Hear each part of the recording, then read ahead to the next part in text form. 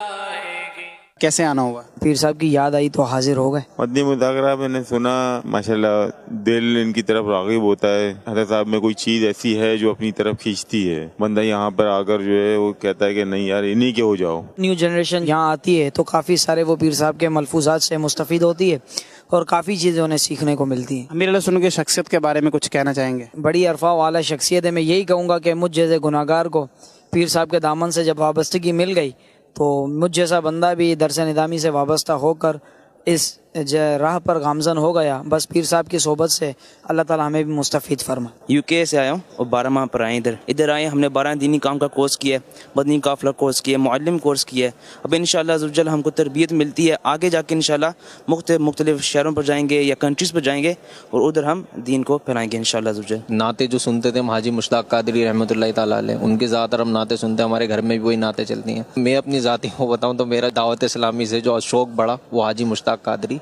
रहमतुल्लाह ताला अलैह की नाते सुन के बड़ा। मैं तो ये दुआ करूँगा बापा जान हमेशा सलामत रहें, उनका साया पूरी अहले सुन्नत पे कायम और दायम रहे।